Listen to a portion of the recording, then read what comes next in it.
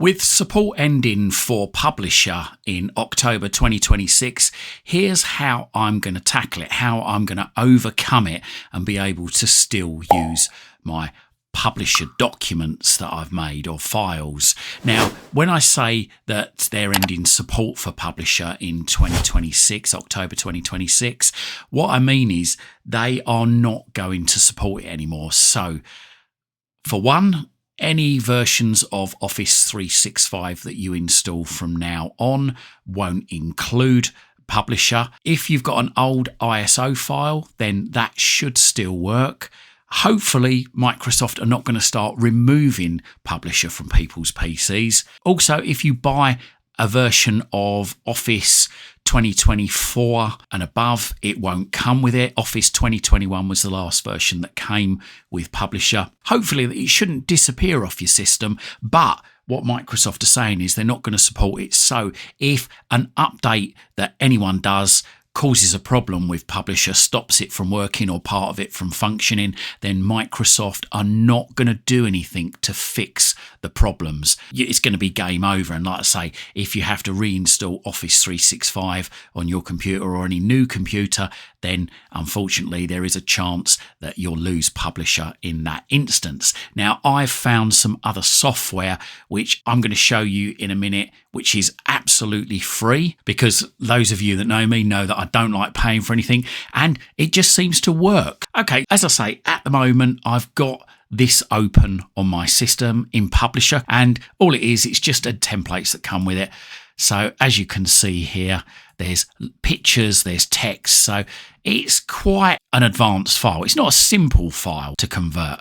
Now, if I convert the Publisher file and open it into this program, this free program that I'm going to show you, as you can see, it works. It just works. It comes up and I can still edit it. If I click in there, I can delete out what's in there and change things. As you can see here, everything's remained in the same place, just as it was on the original Publisher document. And like I say, the best thing about it is, I keep telling you, it's free. I don't like paying for stuff. It's free. It works. The software itself is Affinity from Canva. It's free at the moment, at the time of recording this video in January 2026. And if you go to affinity.studio, so open up your browser, go to affinity.studio, and there you go, creative freedom that's actually free. Now, I'm not sure if this is free worldwide, but it's certainly free in the UK. And yes, you do have to sign up to download it. So I'm going to hold your hand and show you how to sign up to get the download. And yes, it is a download. It goes locally on the computer, so it isn't like some of the other programs by Canva where you have to do it online in a browser, which does have its advantages and its disadvantages. Obviously, doing it in a browser has the advantage that you can work from it from virtually any device anywhere in the world. If you download it, then it can only work on that device that you're downloading it to, but I know some people prefer a download. Let's click on sign up to download and then click on continue with email. Type in your email address, then click continue, and then type in a name, your name, and click continue, and then it should send you a code to the email address you registered with. Go to your emails, find that code, and then type it in. And here it says that we're also noting your marketing preferences. Opt in now if you love the occasional email or notification about tips, offers, and updates about Affinity and other products by Canva. Now, this is up to you. I would leave that switched off if you don't want to get hounded with loads of emails. You do get some emails from Canva when you first sign up, but if you don't want regular updates or sales emails, then leave that opt me in turned off, as mine is, and then click save my choice. And here we've got an option. You can download for Mac or you can download for Windows. So because I'm running a Windows system, I'm going to click download for Windows. And in most cases, it will be Windows, Intel stroke AMD you want to click. And then let it download. Hopefully it shouldn't take too long. It's not a massive download, but if you've got a slow connection, might take some time. And then if you're running Edge like me and it comes up saying it could harm your device, click on keep. Don't worry. It's fine. It's absolutely fine. And then click on open file. If you've downloaded in another browser, then close down your browser. Then what we're going to do is open up any yellow folder, i.e. this one at the bottom of the screen, and then go into downloads, double click on Affinity x64 and then click on install. Let that install, hopefully shouldn't take too long. And then it should automatically start up. And then what you'll see is you'll see this login or sign up. So click on login or sign up, and then hopefully it should have remembered who you are. But if not, then just log in again with the username and password, or the email address and password that you just signed up with. Click continue. And then if this comes up at the top saying this site is trying to open Affinity, click on open. And then if the app is flashing at the bottom of the screen there, just left click on it and that will open and you get a little tutorial. And we're going to skip through the tutorial, and I'm going to turn off this agree to share my usage data. So keep that to the left. Click continue, and you can watch the tutorial if you want, or you can just start creating. So I'm going to click start creating, and here it is. It's now open. Now what we need to do is to get our publisher files across. Now you have to do this for each and every publisher file. There is no way to do it in one foul swoop. We need to close this down, and let's close all the windows down, and then open publisher, and then I'm going to open up my brochure file, say for instance. And what I need to do is I need to export this as a PDF file. So click on file and then click on save as, and then click on browse. Under save as type, we're going to click on that, click on PDF, give it a new name if you want to, or you can keep it the same name.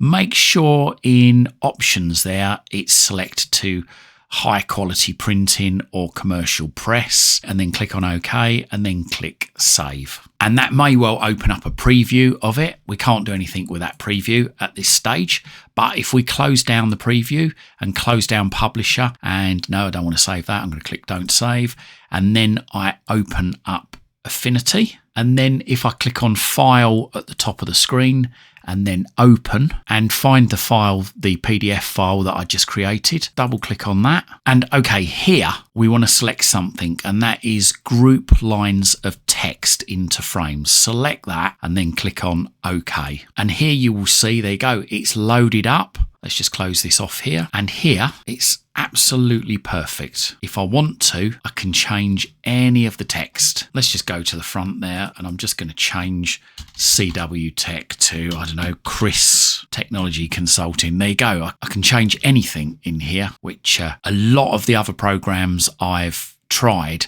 unfortunately, just seem to not convert over properly. Everything was a bit of a mishmash. But Canva seems to be, or Affinity, should I say, by Canva, seems to be the one that seems to bring everything across perfectly. Now, what I can do is I can save that now. So I click File, Save As, and I can actually save that as an Affinity file. And that means I can work on it forevermore in Affinity. Now, just to prove to you that that wasn't just a fluke, if I open up Publisher again, let's try another one of the files. Let's try this newsletter here in Publisher. So again, quite complex. So if I click on File, click on Save As, click on Browse, click on Publisher Files there and change that to PDF. Make sure it says high quality printing. Click Save. Okay, that's going to save it as newsletter PDF. There you go. It's opened up a preview, which I can't edit. So let's just close that down, close that down. Don't save that. Open up Affinity, and once Affinity is opened, let's open up that newsletter PDF file and just see. So click on File, click on Open, click on Newsletter. Make sure that group lines of text into frames is selected. Click on OK, and then I can move things around if I want. I can change text. I can move that snowman around. I can move the picture around. I can, as I say, I can highlight text and change text. So, sorry, caps lock on.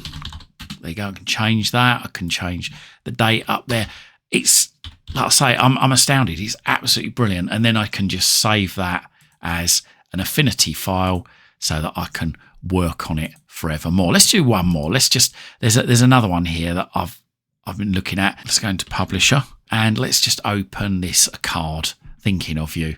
So if I click on File, click on Save As, click on Browse, change the published files to PDF, save it, close down the preview, close down publisher, don't save, go into Affinity, and let's try opening the Thinking of You card in Affinity. Now, I'm not going to say this is going to be perfect on every document, but every single document I've tried, it has worked on. It's been absolutely fine. It's converted it much, much better than any other document. I can change that. Thinking of me.